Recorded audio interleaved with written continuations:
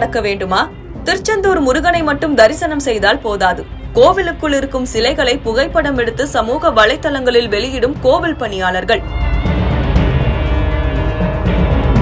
கோவிலுக்குள் செல்போன் உபயோகிக்க தடை. பக்தர்களுக்கு ஒரு சட்டம், கோவில் பணியாளர்களுக்கு ஒரு சட்டமா?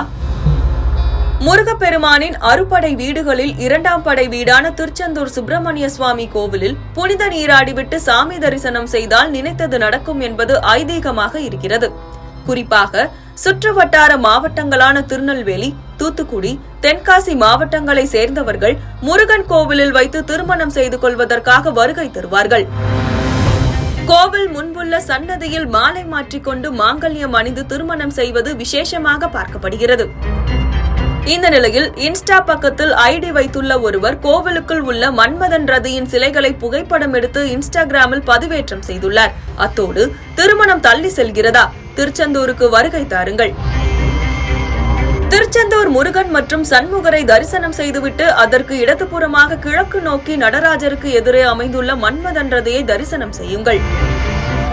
நிச்சயம் உங்கள் வீட்டிற்கு மருமகனோ மருமகளோ வருவார்கள் என்ற ஆடியோவும் இணைக்கப்பட்டுள்ளது. அதேபோல் மற்றொரு இன்ஸ்டா ஐடியில் கோவிலில் மூலவருக்கு அருகே உள்ள உற்சவர் சண்முகர் மற்றும் அதன் அருகே வள்ளி தெய்வானையுடன் இருக்கும் வீடியோ வெளியாகியிருக்கிறது. உற்சவர் சண்முகர் வள்ளி தெய்வானையுடன் கோவிலுக்கு வெளியே திருவிழா நாட்களில் வெளியே வருவது இயல்பான ஒன்று. அந்த சமயங்களில் பக்தர்கள் புகைப்படம் மற்றும் வீடியோ காட்சிகள் எடுத்து சமூக வலைதளங்களில் வெளியிடுவார்கள். ஆனால் கோவிலுக்குள் செல்போன் உபயோகிக்க தடை விதிக்கப்பட்டுள்ள நிலையில் உற்சவர் சண்முகரை வீடியோ எடுத்து வெளியிட்டுள்ள சம்பவம் கோயில் நிர்வாகத்தினர் இடையே பெரும் அதிர்ச்சியை ஏற்படுத்தியுள்ளது. திருச்செந்தூர் கோவிலுக்குள் செல்போனை எடுத்து செல்ல பக்தர்களுக்கு தடை விதிக்கப்பட்டுள்ளது. அதையும் மீறி சிலர் செல்போனை எடுத்து சென்று புகைப்படங்களை பதிவு செய்து சமூக வலைதளங்களில் பதிவேற்றம் செய்கின்றனர். கடந்த சில தினங்களுக்கு முன்பு துணை நடிகர் ஒருவர் திருச்செந்தூர் மூலவரை புகைப்படம் எடுத்து தனது இன்ஸ்டா பக்கத்தில் பதிவேற்றம் செய்தது சர்ச்சையை கிளப்பியது. இது தொடர்பாக கோவில் நிர்வாகம் சார்பில் புகாரும் அளிக்கப்பட்டது. இதையடுத்து அந்த காட்சிகள் இன்ஸ்டாகிராம் பக்கத்தில் இருந்து நீக்கப்பட்டது. தொடர்ந்து இதுபோல் நடவடிக்கைகளில் ஈடுபட்டு வரும் பக்தர்கள் மீது கோவில் நிர்வாகம் நடவடிக்கை எடுத்து வருகிறது.